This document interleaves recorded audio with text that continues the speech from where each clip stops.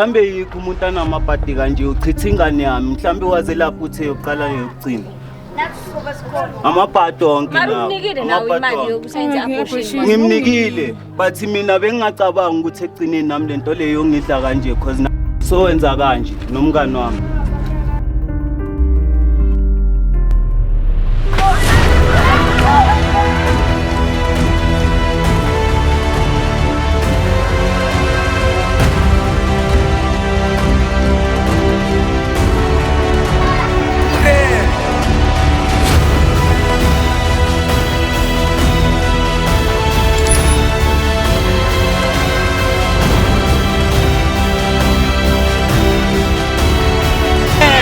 Yeah, let's go.